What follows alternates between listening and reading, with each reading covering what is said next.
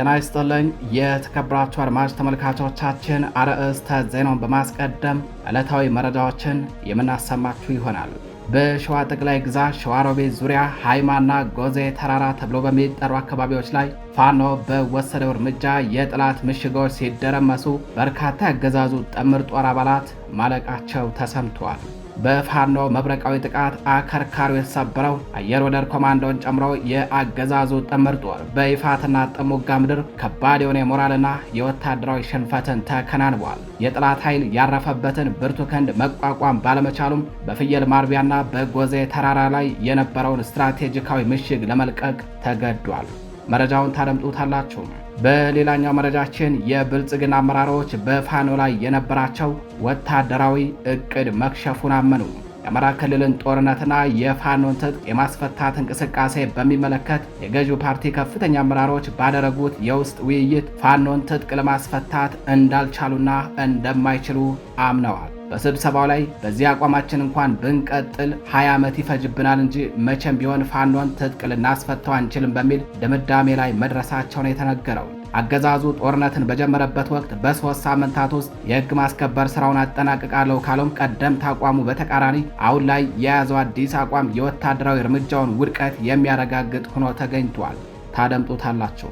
በሌላኛው መረጃችን በራያ ቆቦና በግዳን ወረዳዎች ያገዛዙ ጦር በፈጸመው የከባድ መሳሪያ ድብደባም የንጹሃን ሕይወት ማለፉ ተነገረም። በሰሜን ወሎ ዞን ራያ ቆቦ ወረዳና ግዳን ወረዳዎች ውስጥ የአገዛዙ ኃይሎች በሰላማዊ ሰዎች መኖሪያ መንደር ላይ በፈጸሙት የከባድ መሳሪያ ድብደባ ሕፃናትና አዛውንቶችን ጨምሮ የበርካታ ንጹሃኖች ሕይወት መጥፋቱንና ከፍተኛ የንብረት ውድመት መድረሱ ተነግሯል። ጥቃቱ የተፈጸመው አገዛዙ በየአውደ ውጊያው የሚደርስበትን ወታደራዊ ኪሳራን ተከትለው ቂም በቀል ባዘለ መልኩ መሆኑን ከአካባቢ የወጡ መረጃዎች አመላክተዋል። በተያያዘ የመጨረሻው የውድቀት ዋዜማ ላይ የሚገኘው የብልጽግና አገዛዝ በግሽ ራቤል ወረዳ ንጹሃንን በምርጫ ካርድ ስም እየደበደበና ሴቶችን እየደፈረ እንደሚገኝ ተነግሯል። ይህም የቡድኑን ሞራላዊ ውድቀትና አውሬነት ዳግም ለዓለም አረጋግጧል። መረጃውን ታደምጡታላችሁ። ጤና ይስጥልኝ የተከበራችሁ አድማጭ ተመልካቾቻችን፣ እንደምን ዋላችሁ፣ እንደምን አመሻችሁ። ከጣቢያችን እነዚህንና ሌሎች የዛሬ ሚያዝያ 17 2018 ዓ.ም ዕለታዊ መረጃዎችን አጠናቅረን ይዘናል። አብራችሁን ቆዩ።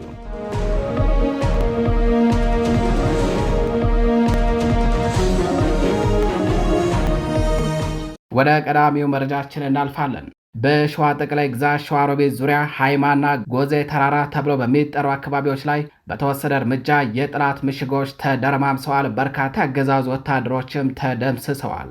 የጠላት ኃይል ያረፈበትን የፋኖን ብርቱ ክንድ መቋቋም ባለመቻሉ በፍየል ማርቢያና ጎዜ ተራራ ላይ የነበረውን ስትራቴጂካዊ ምሽግ ለቆ ለመሸሽ ተገዷል። የአማራን ሕዝብ በጠላትነት ፈርጆ የዘር ማጥፋት ጦርነት ያወጀው የብልጽግናው ጥፋት ቡድን በሸዋ ጠቅላይ ግዛት በጀግናው የአሳምነው እዝ ክንድ ተደቁሶ ያፈር ሲሳይ ሆኖ ቀርቷል። በሸዋሮቢት ሃይማ በተባለ አካባቢ የአርሶ አደሩ ንብረት ቀምቶ ለቅጥረኛ ኃይሎች ለመስጠት እየተንቀሳቀሰ የነበረው ያገዛዙ ስብስብ በፋኖ ድንገተኛና ስልታዊ እርምጃ ተወስዶበት ክፉኛ ብርቁስቁስ ወጥቷል። ራሱን ጥምር ጦር ብሎ የሚጠራው የብልጽግና ቅጥረኛ ስብስብ በይፋትና ጥሙጋ አውራጃ የውርደት ካባ ተከናንቧል። በሌላ በኩል የመጨረሻው ውድቀት ዋዜማ ላይ የሚገኘው የብልጽግናው አገዛዝ በግሽ ራቤል ወረዳ ንጹሃንን በምርጫ ካርድ ስም እየደበደበና ሴቶችን እየደፈረ የሚገኝ ሲሆን ይህም የቡድኑን ሞራላዊ ውድቀትና አውሬነትን ዳግም አሳይቷል። በአማራ ፋኖ ብሔራዊ ንቅናቄ ሸዋ ጠቅላይ ግዛት አሳምነው እዝ አርበኛ መሐመድ ቢሆነኝ ኮር አስቻለው ደሴ ክፍለ ጦርና የታደለ ወርቁ ብርጌድ በጋራ በወሰዱት የቅንጅት ኦፕሬሽን በሃይማ አካባቢ መሬት ለመውረር የመጣው የፖሊስ የሚሊሻና የአድማ ብተና አባላትን አይቀጡ ቅጣት በመቅጣት ድል ተቀዳጅተውባቸዋል። በተለይ በፍየል ማርቢያና በጎዜ ተራራ ላይ መሽጎ የነበረው የብልጽግና አየር ወለድ ነኝ ባይ ስብስብ በፋኖ ልዩ የጦር ብልሃትና ድንገተኛ እንዲሁም መብረቃዊ ጥቃት ተደናግጦ የያዘውን ትጥቅና ቁሳቁስ ጥሎ ወደ መሃል ከተማ እግሬ አውጭኝ በማለት ፈርጥጧል። ይህ ድል ፋኖ በማንኛውም ጊዜና በየትኛውም ቦታ ጠላትን የማጥፋትና የመደምሰስ እምቅ አቅም እንዳለው በተግባር ያሳየበት ሆኗል። በወታደራዊ መስመር አይቀሬ ሽንፈት የገጠመው የብልጽግናው ቡድን አሁን ደግሞ ፊቱን ወደ ሰላማዊ ዜጎች በማዞር የጨረባ ምርጫ ምዝገባን በጉልበት ለማከናወን እየሞከረ ነው። ሚያዝያ 17 ቀን 2018 ዓ.ም በግሽ ራቤል ወረዳ ወደ ቅዳሜ ገበያ ይጓዙ የነበሩ አርሶ አደሮችን የምርጫ ካርድ ካልወሰዳችሁ በሚል በቅጥረኛ ሰራዊቱና በካቢኔ አባላቱ አማካኝነት ዘግናኝ ድብደባና እንግልት ተፈጽሞባቸዋል። ይህን የሰብአዊ መብት ረገጣና የዲሞክራሲ ሸፍጥን በአካል ተገኝተው የመሩት ታሪካዊ ተጠያቂዎች አቶ ክፍሌ ያበራ የወረዳው ዋና አስተዳዳሪ፣ አቶ በለው ደጀኔ የሰላምና ደህንነት ኃላፊ የወረዳው፣ አቶ ታገለ ተካ ምክትል የሰላምና ደህንነት ኃላፊ የወረዳው፣ አቶ አያሌው የወረዳው ሚሊሻ ጽሕፈት ቤት ኃላፊ መሆናቸው ተረጋግጧል። በዚህ ቀጠና በሸበቶ አካባቢ የመሸገውና ራሱን የመከላከያ ሰራዊት ብሎ የሚጠራው የወንጀለኞች ስብስብ በቁንዲ መድኃኔዓለም ቤተ ክርስቲያን አካባቢ 2 ወጣት ልጃገረዶችን በመድፈር እጅግ አስነዋሪና ታሪካዊ ጠባሳ ጥሎ አልፈዋል። ይህ ድርጊት በአካባቢው ማህበረሰብ ዘንድ ከፍተኛ ቁጣን የቀሰቀሰ ሲሆን ህዝቡ ይህ ሰራዊት ጠባቂ ሳይሆን ወራሪ ነው በሚል ለተፋፋመው የፋኖ ትግል ሙሉ ድጋፉን እየሰጠ ይገኛል። አገዛዙ እንዲህ ያሉ የጭካኔ ተግባራትን የሚፈጽመው የፍጻሜ ዋዜማ ላይ መድረሱንና መንኮታኮቱን ለመደበቅ ቢሆንም የፋኖ ክንድ ግን ይህንን አረመኔያዊ ቡድን ወደ መቃብር ከመሸኘት ወደ ኋላ እንደማይል በተግባር እያሳየ ነው። ወደ ሌላኛው መረጃችን እናልፋለን። የብልጽግና አመራሮች በፋኖ ላይ የነበራቸው ወታደራዊ ዕቅድ መክሸፉን አመኑ።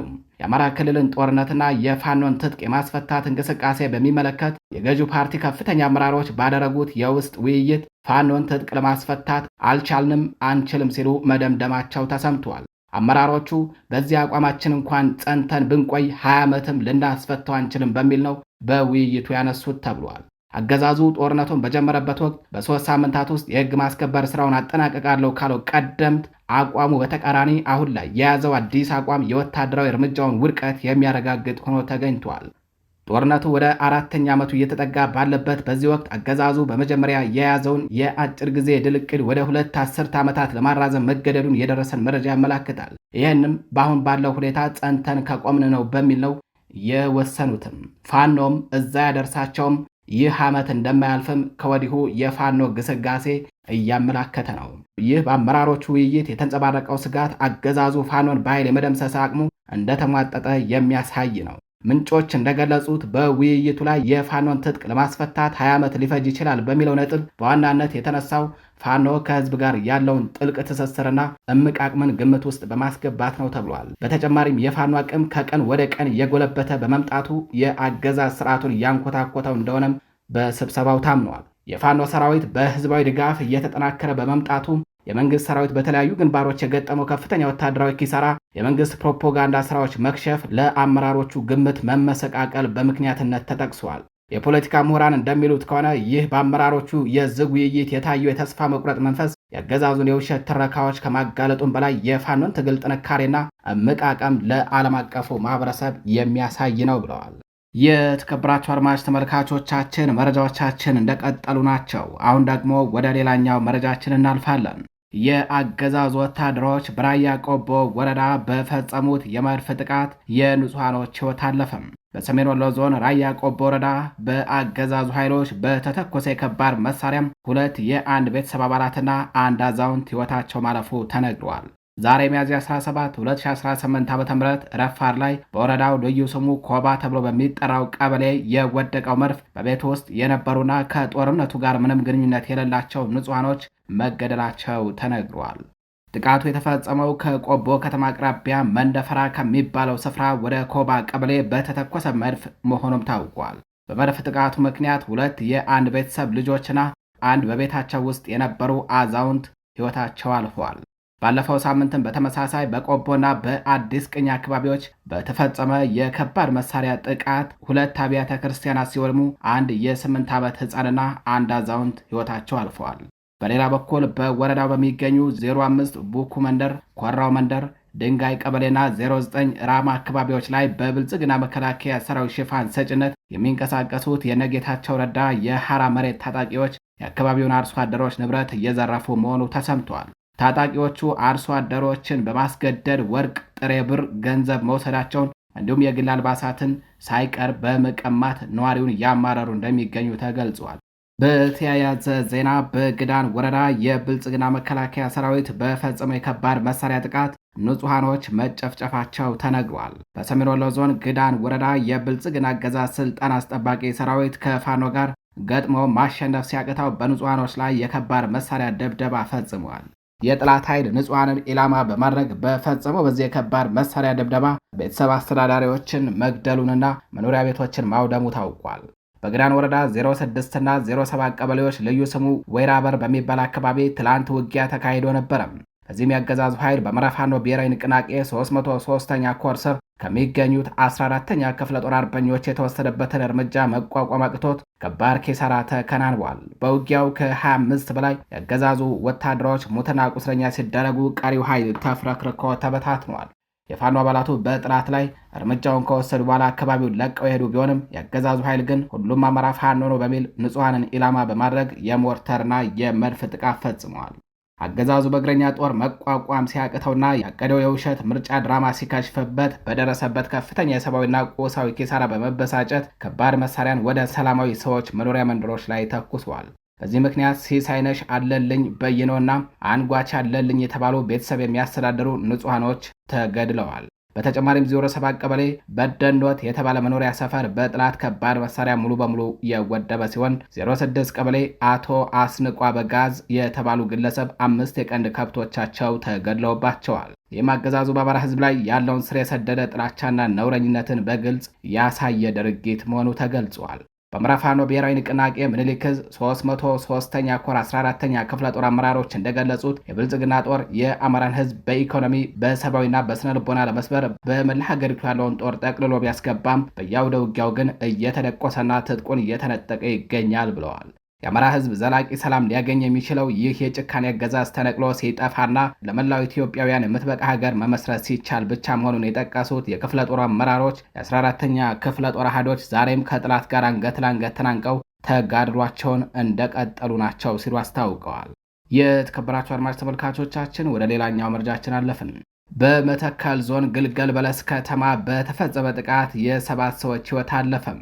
በቤኒሻንጉል ጉሙዝ ክልል መተከል ዞን ዋና ከተማ በሆነችው ግልገል በለስ ታጣቂዎች ማረሚያ ቤትን ለመስበር ባደረጉት ሙከራና በከፈቱት ጥቃት 7 የቄራ ሰራተኞች መገደላቸውን የአካባቢው ነዋሪዎች ገልጸዋል። የአካባቢው ነዋሪዎች እንደሚሉት ከሆነ ጥቃቱ የተፈጸመው ሚያዝያ 16 2018 ዓ.ም ንጋት ላይ ነው።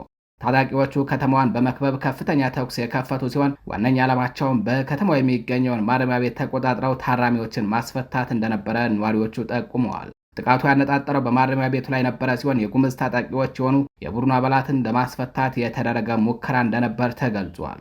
ማረሚያ ቤቱና የከተማዋ ቄራ የሚገኝበት ስፍራ የተቀራረበ በመሆኑ በወቅቱ ለእርድ ስራ ተሰማርተው የነበሩ 7 የቄራ ሰራተኞች በጥቃቱ ሕይወታቸው አልፈዋል። የታጣቂዎቹን ጥቃት ለመመከት የማረሚያ ቤት ፖሊስ፣ የአካባቢው ሚሊሻና ፌዴራል ፖሊስ የተቀናጀ ምላሽ የሰጡ ሲሆን ታጣቂዎቹ እስረኞቹን ሳያስለቅቁ አፈግፍገዋል ተብሏል። የአካባቢው ነዋሪዎች እንደገለጹት በጸጥታ ኃይሎች እና በታጣቂዎች መካከል በተደረገ የተኩስ ልውውጥ ከታጣቂዎች ወገን 2 ሰዎች ሲገደሉ ከአካባቢው ሚሊሻ 1 ሰው ተመቷል ብለዋል።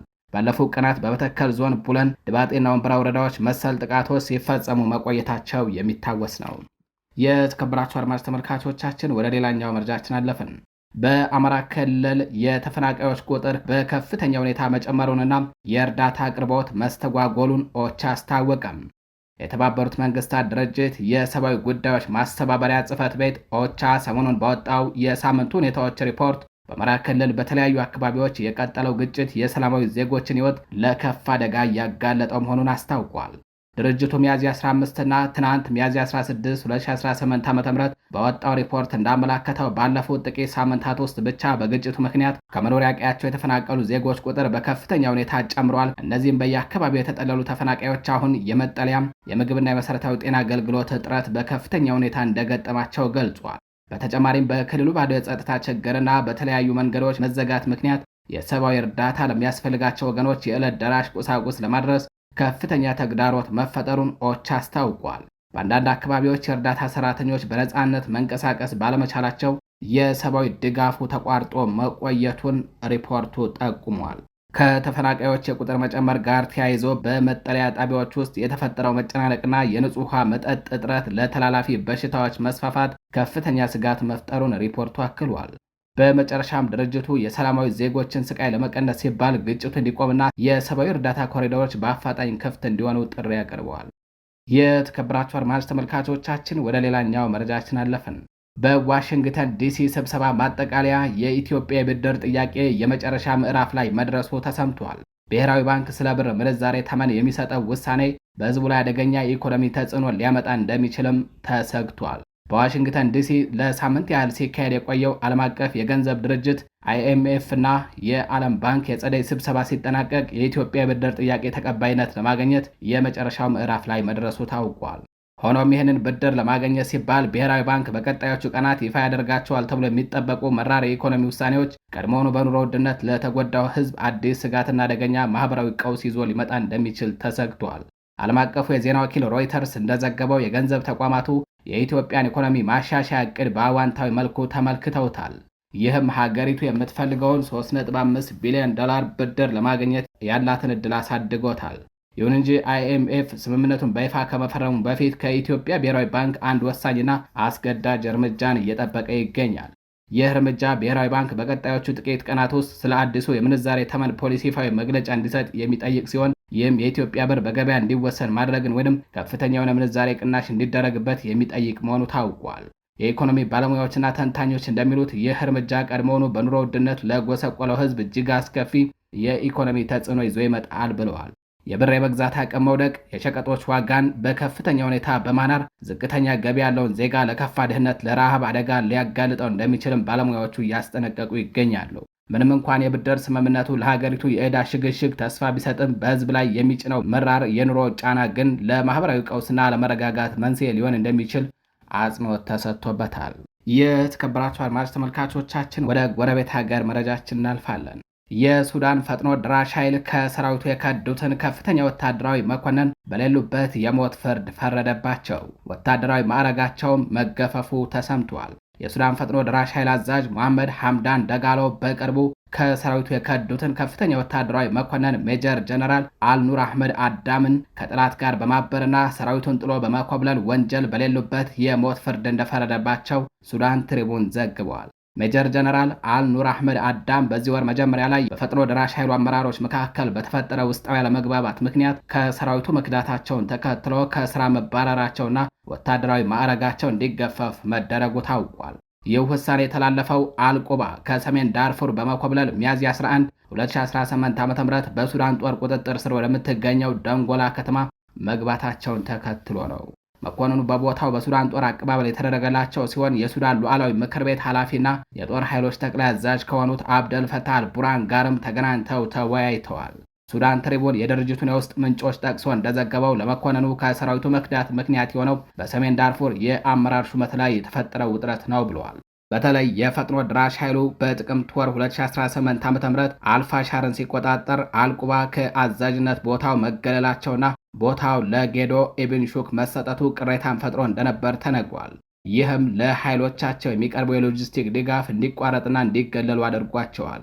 የፈጥኖ ድራሽ ኃይሉ የአስተዳደር ክፍል ኃላፊ ኦመር ሐምዳን በወጡት መግለጫ ሄሜቲ አልቁባን ወደ ተራ ወታደርነት ዝቅ የሚያደርግ የመስክ ፍርድ ቤት ውሳኔ ከሚያዝያ 14 2018 ዓ.ም ጀምሮ ተግባራዊ እንዲሆን አጽድቀዋል።